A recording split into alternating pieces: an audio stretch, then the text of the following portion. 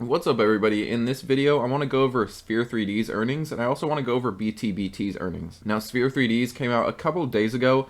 BTBT's just came out yesterday, and their conference call did drop this morning. After I finish this video, I will be listening to that and giving you guys my thoughts there. And currently, as of this upload, a lot of the Bitcoin miners are absolutely tanking. Bitcoin's been showing a little bit of weakness lately.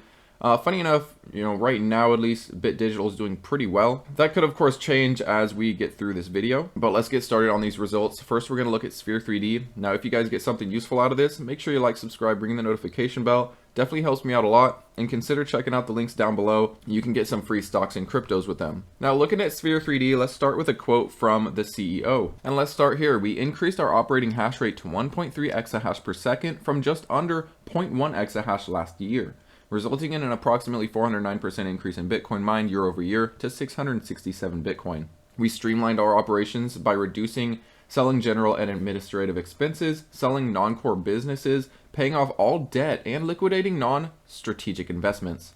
Looking forward, with the recent rise in Bitcoin, we believe we can achieve our goal of positive cash flows on an adjusted EBITDA basis. We're focusing on not only existing operations, but on executing a plan to weather the halving anticipated in the second quarter of 2024, under a month away. So an over 400% increase in Bitcoin production sounds amazing, but they were mining hardly any Bitcoin. And comparing some miners, you could say that they're hardly mining any Bitcoin still. However, remember, this is a $25 million market cap company. Now, there is a reason for that. There's a reason this is a penny stock, but we're going to get into a comparison in just a second here, and I already mentioned it on my Discord, but let's continue here, and then we're going to compare CleanSpark's hash rate to market cap to Sphere 3D's hash rate to market cap. But revenue increased by 15.8 million now to 21.9 million during the full year, ending 2023, and this was due to an increase in revenue from their digital mining operation. The company mined 667 Bitcoin in 2023. They ended the year with a 1.3 exahash. They sold their service and product segment, including HVE and unified connections.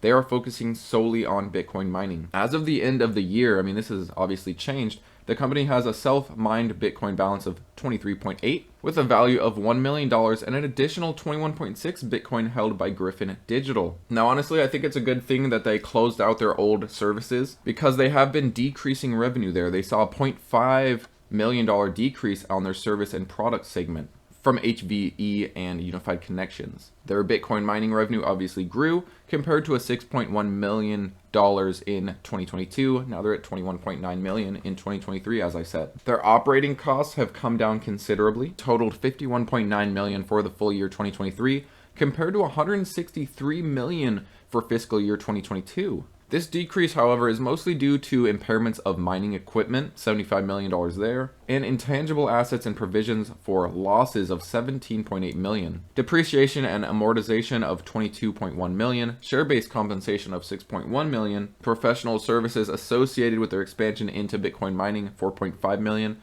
Hopefully we don't see that moving forwards. Merger expenses of 1.9 million offset by increases in cost of revenue of 12.5 million. Legal expenses of 2.8 million. Hopefully we don't see that once we get past everything going on with Core Scientific, everything going on with Griffin Digital and everything else. SPAC related expenses of 0.9 million, increase in insurance of 0.5 million, and other 0.2 million. So it's good to see them dwindle down their operating costs while they're increasing their revenue. They are still very unprofitable. There is a reason this is a penny stock. Net loss available to common shareholders for fiscal year 2023 was 23.4 million, or a net loss of nearly $2 per share, compared to a net loss, however, of 192 million or $20.36 per share in fiscal year 2022. They have improved that quite a lot. Keep in mind they had a reverse split, so this drastically changed the number of stocks in circulation, but I would still say this is an improvement. Now, looking at some fourth quarter and recent developments. October 6th, the company terminated the master service agreement with Griffin, returning 22.5% to the company's gross margin. On December 19th, 2023,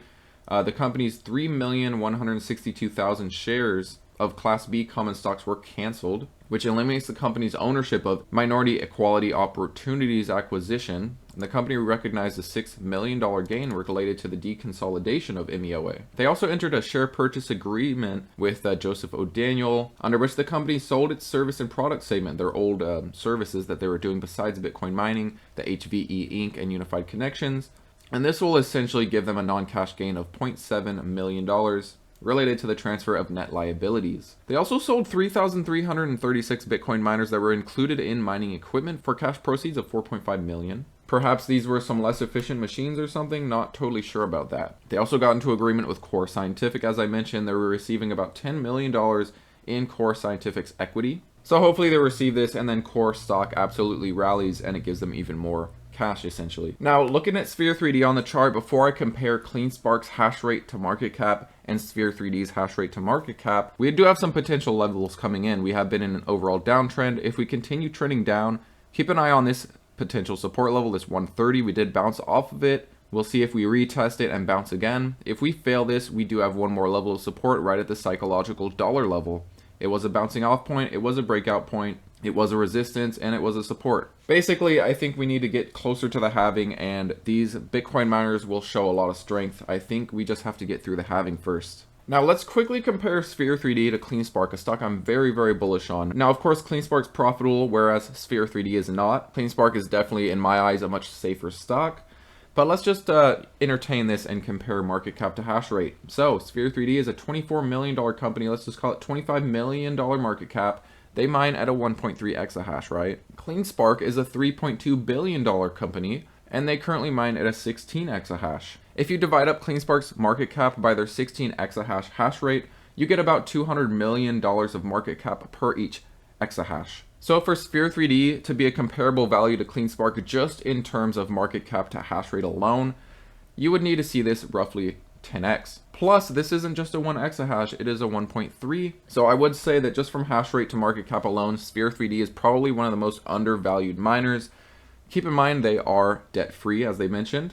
They do have a little bit of cash, but remember they are unprofitable. It is pretty high risk. But I do like where they're at here. I do like how small this market cap is. If we get through this halving and we start seeing a pop along all the miners, I do expect Sphere 3D to perform very well. In the past, we have seen these crazy 30% up days, and I do expect to see that once we get past the halving. Next up, I want to talk about Digital BTBT. I really like this Bitcoin miner as well. I have been adding to it, and make sure you guys listen to that conference call this morning. But they saw a total of $44.9 million in revenue for the fiscal year of 2023, which is nearly a 40% increase compared to the prior year, and the majority of this revenue was earned from their Bitcoin mining.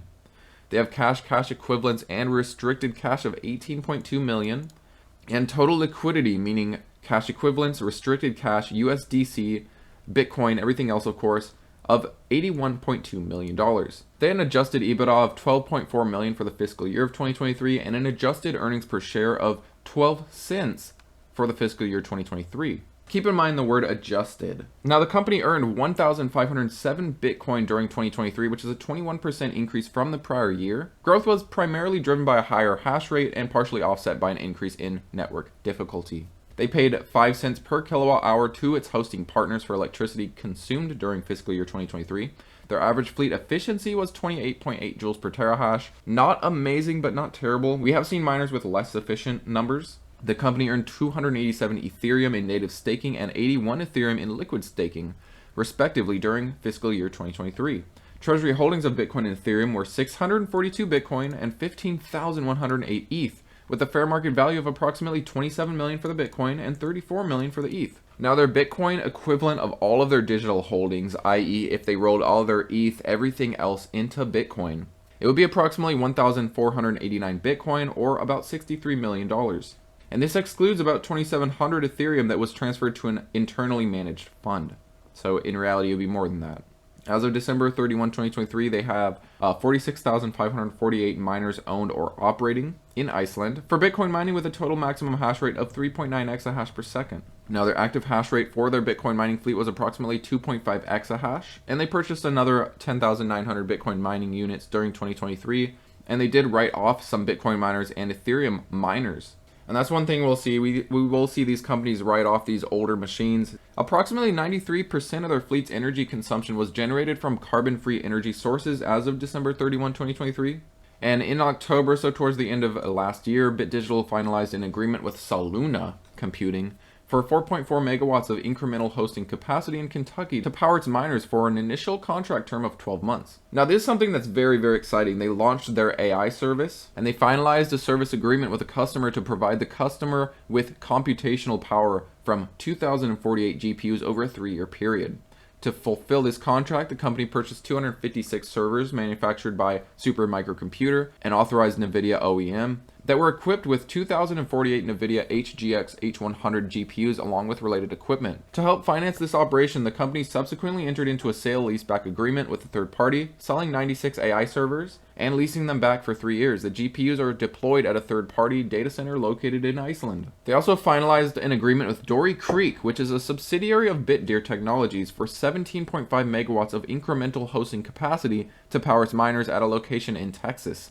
Additionally, Bit Digital will have the first right for up to an additional 17.5 megawatts of capacity that may be brought online by that operator. Now, on January 22 of 2024, approximately 192 servers or 1,536 GPUs began generating revenue from the company's AI contract, and 64 additional servers or 512 GPUs commenced revenue generation on February 2. And we did see that translate into their last Bitcoin mining update. Now, here are some strategic priorities for 2024. Expand the active Bitcoin mining fleet to approximately 6 exahash. Diversify and grow Bit Digital AI with the goal of increasing annualized revenue to 100 million by year end of 2024. So moving forwards, when we get to the end of 2024, looking forwards from that, they should see an annualized return from their AI of 100 million per year. That's a big deal for a company that pulls in the type of revenue they're pulling in. They also have a goal to maintain their strong and flexible balance sheet, no debt, decent amount of cash. They're looking pretty good in my eyes. Increase their treasury holdings of staked Ethereum with retained earnings. I like that. Continued focus on sustainability. You know, I'm pretty happy with Bit Digital's results. I think the market is as well.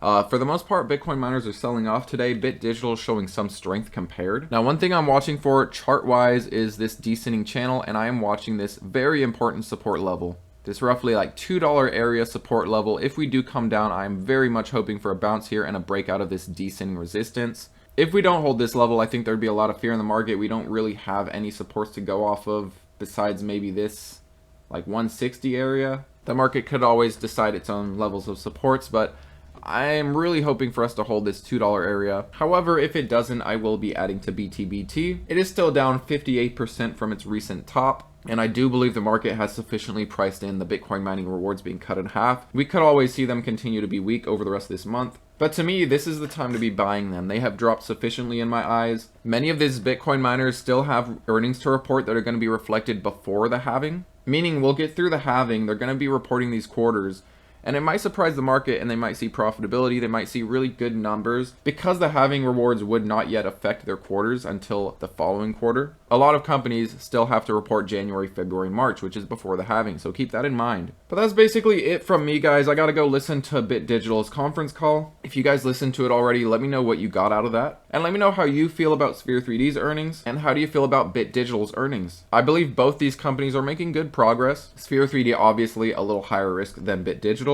but I do own both of these companies, and I do think they'll do very well throughout the rest of 2024. Thanks again for watching, guys, and I'll see you on the next one. Depreciation and amortization. They're also receiving some money from Griffin. Oh no, that's core. Stupid. Approximately 93% of their electricity consumption. What? Consummation?